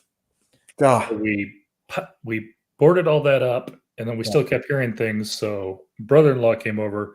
We pulled it apart right above our dining room. mhm. 5 raccoon babies Oh, in there. We had a groundhog that lived in. There was a hollow tree in our backyard. It was there. We get wild turkeys. I'd seen beavers. It was yeah, like we're in the middle of the city. What the heck? yeah, no, I've had wild turkeys. There's lots of raccoons in here too. But we're not a big city. Like Erie's like a medium-sized city. But Mhm. yeah, we get raccoons. There's like yeah, I've seen foxes too, which is Bats. crazy. We Lots had of bats bats. in the house too. Yeah, I remember walking downtown and just you can hear the bats like going from building to building. Like the little squeak, squeak, squeak, you know. I felt bad one time actually because I've chased bats out a few times in that old house. Nothing here so far, but came out and it was just hanging off the mantle. I'm like, okay, perfect. Although, I'm not stupid. I understand rabies. So I grabbed a thick towel and I grabbed the bat. I'd had the door open. I went outside and I'm like, you are free. And apparently he was still asleep. Oh no. Well, I mean, he just fell on the deck, but he was like, thump. I'm like, ooh. Oh So no. I came back like 10 minutes later and it was gone. But I was like, I thought, like you leg over a bird, it's going to fly. Yeah. It just, yeah, that's hilarious actually. Oh, That's really funny. Ah, poor bat. yeah. Thumped. I felt a little bad for him, but Mhm. not horribly considering I had to keep chasing him out. I actually got rid of one bat one time too. Old house, like the cheap, thin doors down in the basement that are hollow. Yeah. And kept hearing a noise, finally figured out they'd pried the bottom of the door, just like a slot. Yeah. And they were living in the door. That's crazy. So I just took it off the hinges. It was winter, took it outside, left it out there, went and got it the next day. He was gone. Oh, that's good. That's a good way to get rid of them. I'm like, Nice and simple. it's like, what's that thing? Is like everybody's brave until they remember roaches can fly. And I was like, it's like, I don't want to chase this bat all over the house. No, no. No, that's one of the things that scares me is rabies, though. Because Yeah. you mentioned that earlier, that's one of the things that in real life that actually terrifies me. Because I was reading up on it, which was a dumb idea, and just watching videos of people with it being scared of water and all this other stuff, and it's like it could be in your system for 7 years and you don't know it. All that sort of stuff. It's crazy. Although I always love what Terry Pratchett did with the fear of water.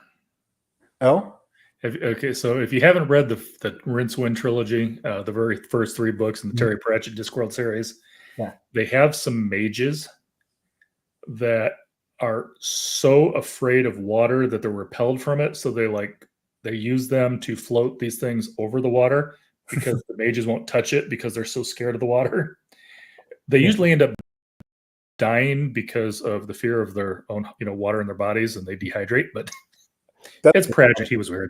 That's really funny though. That's Yeah. yeah. Uzumaki had something like that too, where somebody was so scared of spirals and they found out there was a spiral in their ear.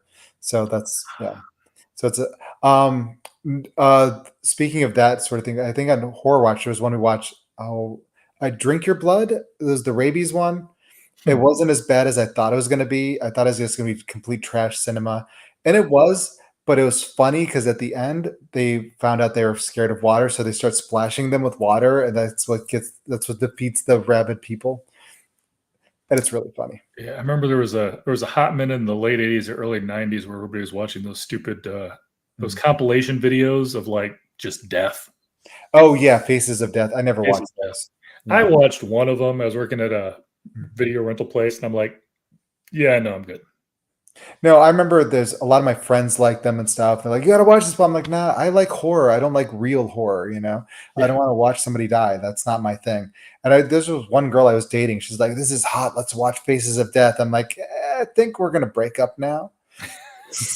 Because but you like horror. I'm like, exactly. I like fiction. I like creepy ghosts. I don't like watching somebody electrocuted. So, get electrocuted. Well, it's like my wife loves House, but she's the first one to admit if she worked with a doctor that really acted like that, Yeah. no. Yeah. To Build a Fire. I actually have not read that one. That sounds really good. The Cold Will. That sounds really cool. Yeah, Jacob Geller's awesome. He's one of my favorite booktubers, I guess. He does some really interesting ones like yeah. And it's funny because when he shaves, he looks so completely different. Oh yeah, trust me. Yeah. I actually look my age if I shave because I've got so much gray and Well, I know. I'm the same way. You can see like even my stubble is gray. Yeah. If it you look grows, a couple years like pictures just like a few years ago, I still had a lot of black on the sides, but that's pretty much gone now too. It's just like yeah. I'm in my 50s. I'm in my lower 50s even, but yeah, I look Oh, wait, actually, To Build a Fire, I remember this now. I think I remember this was The Fear of Cold that Jacob Geller did. That was a really interesting video essay. And that's actually on my to read list because that was a really interesting sounding short story. Or might gotcha. have been a novel. I remember if you're on YouTube and you have like I think it's about 45 minutes to kill, that's a really good video essay. Fear of Cold. Gotcha. And Yeah. apparently I need to follow Jacob Geller. That's all I'm Oh saying. yeah, you do.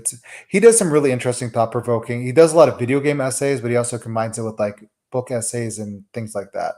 Usually on a theme. He did one, another really good one, like Fear of Big Things in Water or something like that, and it's all about like kaiju and stuff. And he goes into Annihilation. There's another one he talks about the fear of emptiness and nihilism. They're really good.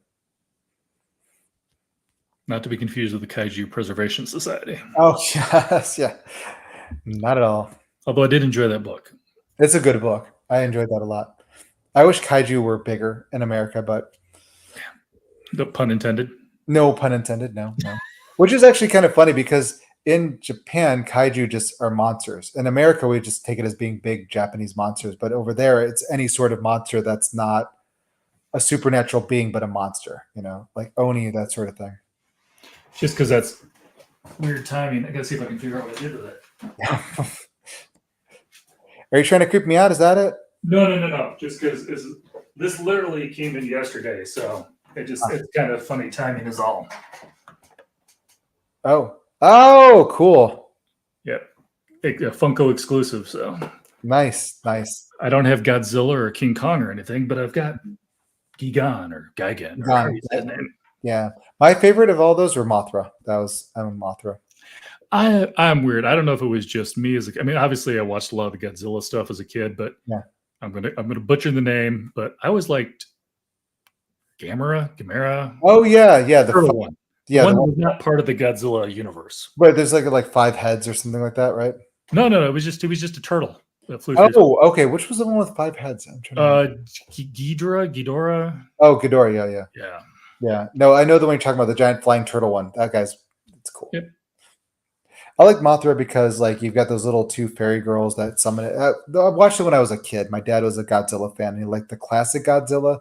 He didn't like the modern Godzilla where they try and take it seriously. So we watched all the classics on Saturday mornings, and Mothra was my thing.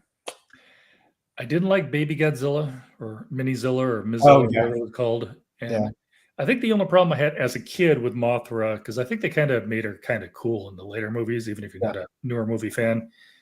It's like, Rodan and Godzilla and all these very dinosaur looking things. And then you've got a giant butterfly that I looks like like, you could just rip his wing off. that. I liked it. Well, yeah, I liked Mothra. I thought she was cool. I don't know. I was a kid, and I found out later that the song that they summon her with is all about the sadness of the world. It's like that's kind of badass. I don't know. I like fantasy stuff though too. So that was kind I of think it's very Japanese though, too. yeah, yeah. That's very true. Very, very true. I always love the they called Electro something or whatever. I can't remember the name of the band now. Anyhow, it's a Japanese band, but they did the soundtrack for the Initial D Okay, anime, that's and I cool. love their stuff. Yeah. Oh yeah. Going back to horror recommendations. I actually just did this for the If This Goes On Don't Panic podcast. I do a Hope and Horror column where I talk about movies that contain or TV shows and books. So I did Godzilla minus one, which to Oh, me like epitomizes it, especially with the ending, because the horror scenes are very horrific, but the ending is all about like choosing to live. But I'm not going to say any more than that because I don't want to spoil anything for people who haven't seen it yet. But it's a very hopeful horror movie, and it's probably my favorite Godzilla movie. I think even more so than the first one, or at least it's tied with the first one. I haven't watched it. I think the name isn't there like a show called like Monarch or something like Yeah, that? but it's not tied to that. That's tied to the American movies. I Oh, think. okay. Yeah, because the Monarch is part of the whole Kong Skull Island stuff, and Yeah. yeah, this one is a Japanese movie. It actually won best like special effects, a bunch of other ones. And the guy who made it said he based a lot of like his story choices on Miyazaki and Steven Spielberg. So, and it's very you can tell the Spielberg. There's a very Spielbergian kind of vibe to the story, and it also reminded me too of like oh god, the Italian movies right after World War II, the neo-realist ones, the way they deal with war and the aftermath of war, like oh, I'm trying to remember the name of some of them. I'm going to forget them off the top of my head. The 300 Blows. What was the big one? La Strada, that sort of stuff, where it's like dealing with like the aftermath of war, but it does it in a very poignant way where people build community and try and like rebuild their lives and stuff. Nice. Yep. And here, war is Godzilla. Yeah. I do love the old, except the Godzilla movies and stuff like that. And I'm a big fan of the newer superhero movies. But yeah, you watch a lot more movies than I do. I'm just gonna admit that right now. Yeah, I'm addicted to them, so I like Although them. when I do get addicted to one, like I've seen all the John Wick movies. It's They're just fantastic. Yeah.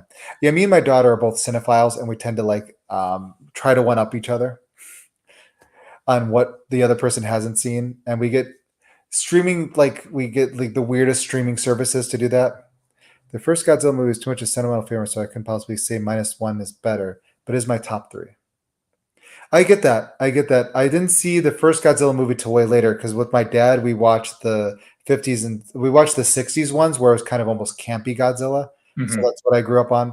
I when I watched the first one, it was much later. I really liked that one, but I get what you're saying. I mean, if that was your favorite, is it like growing up and stuff? Obviously, that's the best one. I too have watched the first one older, and I keep thinking to myself, "It's like there's like 17 movies, but Godzilla's dead." But being a superhero fan, nobody stays dead. We know how this works. No, no. And in Although horror, I think didn't they basically say the later Godzilla was a second Godzilla? It wasn't the original Godzilla? Yeah. Yeah. And Godzilla -1, it's actually grows and stuff. It's pretty. I don't know. It does some really interesting stuff with it, I think, and I enjoyed it. And it's very it's the horror is horror. It's like there's no pulling punches there. It's a very tense scenes. It's wonderful. Lots of great kaiju action. Um, and it deals with the horrors of war too, not just the horror of monsters. So there's actually some real life horror in there too. But the hopefulness of it and the way like it just the way it does everything, it feels like an antidote to some real world horrors. And like it's a good movie. I like it a lot. I do have to say I don't have it handy, but it was just I was kind of thinking when you were talking about this. I saw a cartoon lately that I thought was kind of funny, where it's somebody's running up to Thanos from the Mhm. MCU, Yeah. and they're like after the snap, and he's like, "John Wick's still alive," and he's like, "So?" It's like, "But his dog isn't." Oh crap! That's good. That's good. You don't mess with John Wick's dog. Oh, that's a good age to watch. Yeah. Godzilla's so good. I don't know if I was 6, but I know I was young, maybe 9 or 10. Yeah. I just remember growing up in Phoenix before cable. Yeah. Back when you had 3 stations to choose from, Mm. 4 if you could switch over to UHF and get that one local station. Yeah. Yeah. Saturday mornings, other than cartoons, of course, they always had a monster movie. Mhm. And it kind of switched between these 3 genres. There was always 2 of them. There was a monster movie, usually a Western of some sort, Yeah. and there was usually a Kung Fu movie. Yep. And That's 2 of the 3 were always showing, so those are the ones I always watched with my dad. Yep, because I watched a lot of kung fu back then too. everything was black and white. I remember that. Yeah.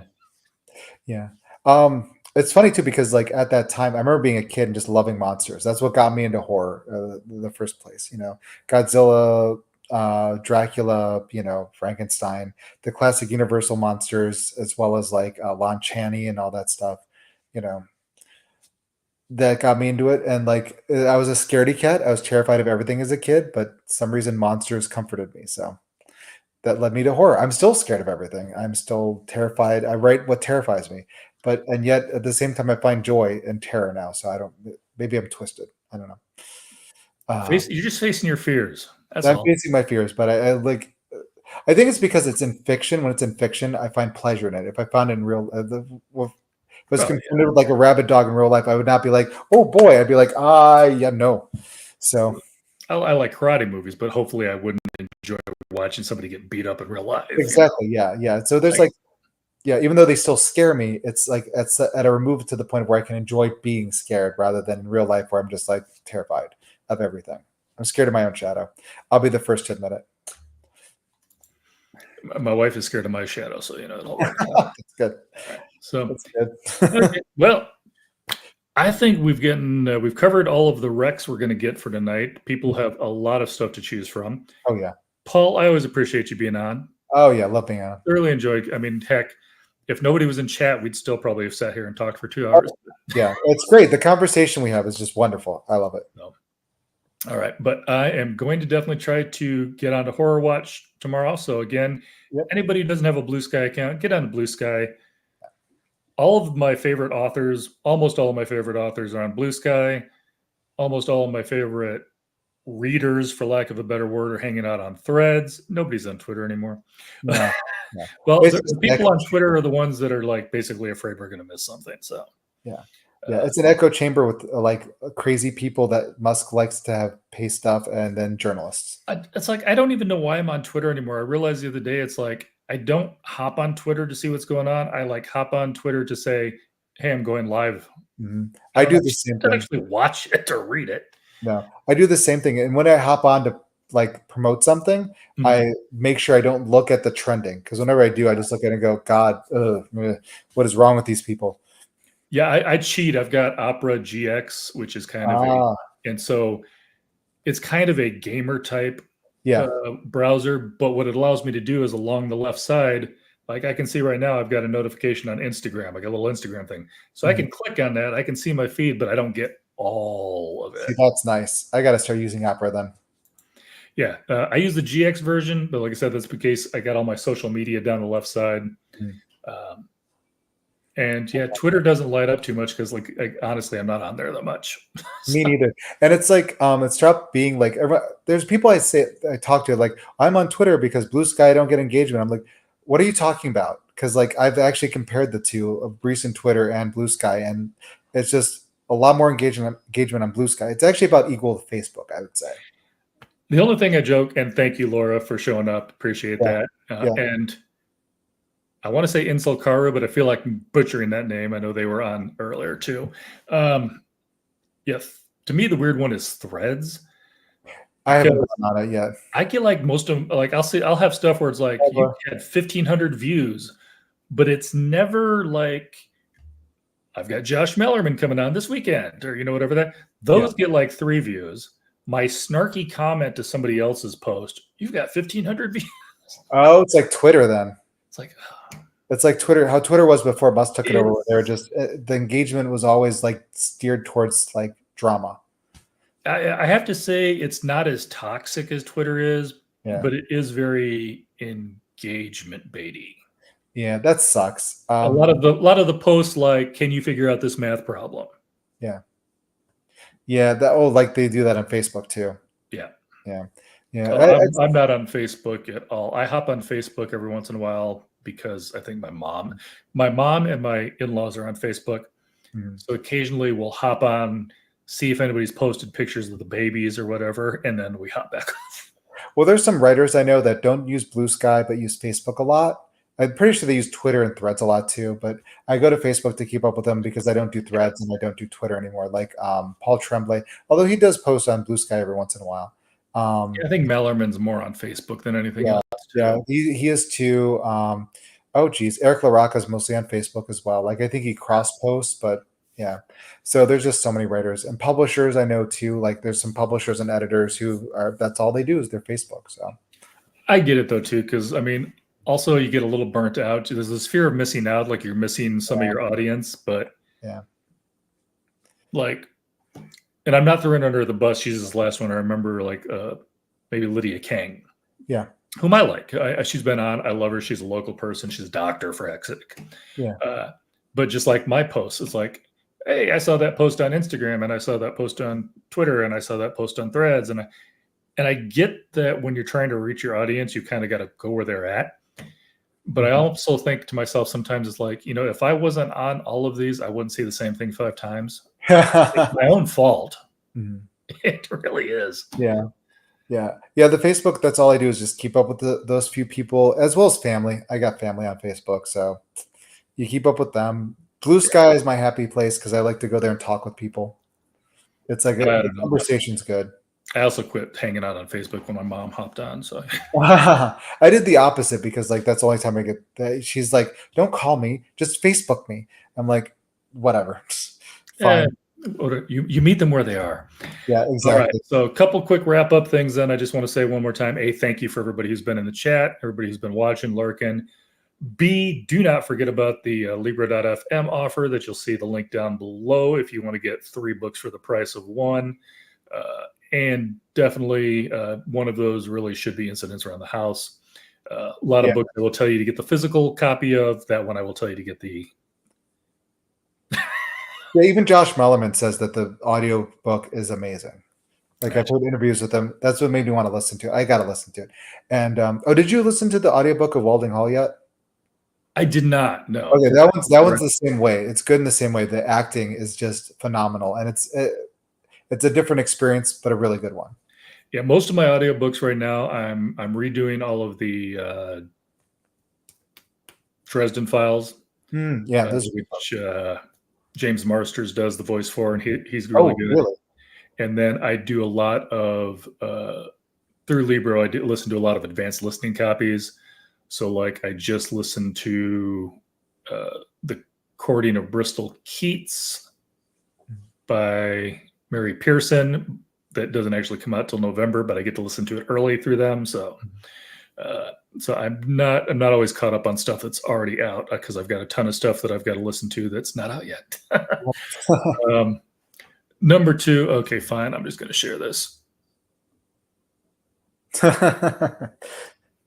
He can say that he's my brother. All right. That's funny. That's funny. Then number 2, I can't remember if I said, did I say Horror Watch? Hop on Blue Sky, follow Horror Watch. It's a blast. The comments are fun. Wow. We all watch the same horror movie. It's always something everybody can get. It's going to be on Tubi or some other free to watch place. Tubi, whatever they call it. That I missed last week's. You missed last week's? Yeah, that was when I was doing. Oh, that's right. Yeah, the horror festival and stuff, Yep. which was a huge success. I'll tell you about that sometime. You're in charge of it, and you missed it. I know the first time, but Bev did a really good job. Bev Bramberly, she's really cool. She checks my Canadian. She's my Canadian connection. Gotcha. Yeah. And then, of course, last but not least, oh my goodness, daughter of the Wormwood Star. Okay, I remembered Wormwood, and then I'm like, I couldn't remember where to go from there. Star. Yes. It's a reference to Revelations. The star whose name was Wormwood, I think but also Marjorie Cameron. I don't know if you know who she is. I do not. Do you know who Alan Parsons is? I know that name.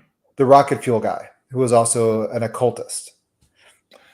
Oh, I still think I know the name, but I would not be able to pull out his. Well, you probably I'll explain. Well, have you read Astounding yet? The history of Asimov and all that group of people. No. Read the book. You'll love it. It's really good. Yeah, it's really, and we'll talk about that later, but it's a reference to a real life person who was an occultist. Yeah, that reminds me. I got to dig. I think it's called Found. Oh, what's the name? There's a book where it's about the fact they all were in a group together. It was like Toki and Lewis, all those guys. Oh yeah, Inklings. Is it Inklings? Was that the name of it? Yeah. I've got that somewhere. I've had that book since it came out in hardcover, and I still haven't read it.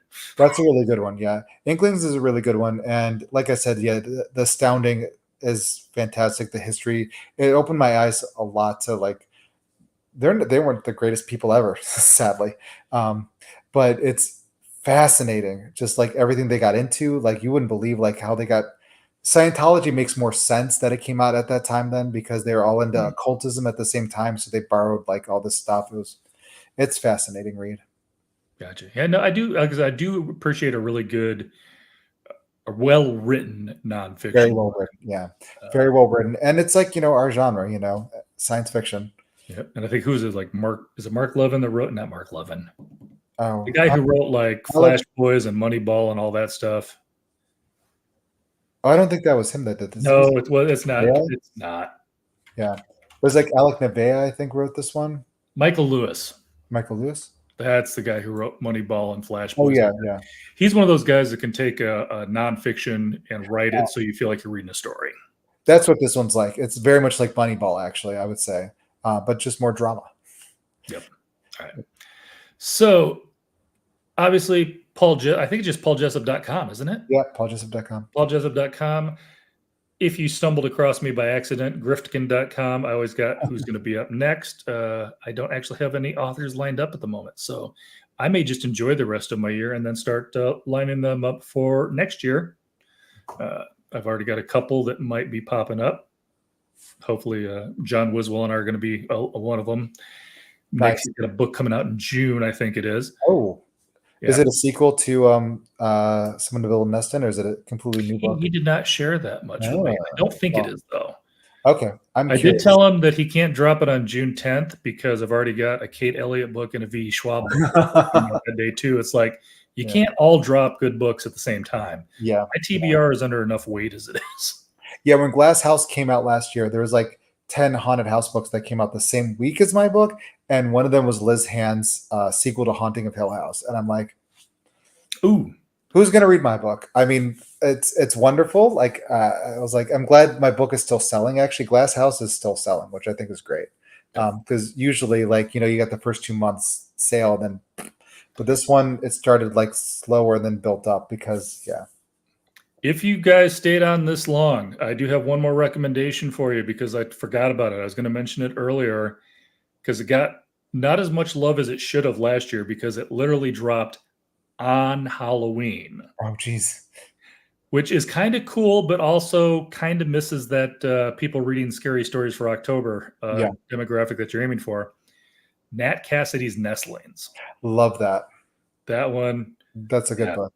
And he does a couple of were considered kind of normal, everyday haunted house, vampire type tropes, Yeah, Mary was all with a twist. It's Yeah. not what everybody else is doing. So, no, and that's, actually, he also has, was it Rest Stop? I think just came out. I Yes. haven't read that one yet. yeah, that was a good one. Mary is also a really good one too. I've heard good things about Mary. I still have to read that. And then I also think there's something about a wolf that's supposed to be coming out soon. Is that Oh. that as well? I don't know. I hadn't heard that yet, but I've been like not quite as ear to the ground as much as I'd like to the last few weeks because I've been doing all this stuff. Yep. When the wolf comes home. Okay, I haven't heard of that one. I'm excited. A new That book to read. one, is it out yet? I can't remember. It is. Oh wow, that I'm getting ahead of it. I follow too many authors. That comes out next April. That's why you haven't heard of it. Oh, that's probably yeah. I'm getting way ahead of the game. So, but yeah, if you haven't, Nestlings, absolutely try that one out. That's I'm done. That's all my recs. All right. It's good though. People are gonna have lots of good stuff to read. They are going to have lots of good stuff to read. We'll see how many of them. This is your homework. Try to see how many you can read before Halloween. Yeah, that we're reading like 2 a day then. All right. Thanks again, Paul, for hopping on. Always enjoy talking to you. And Of course, I love being on the show. catch everybody later. Bye.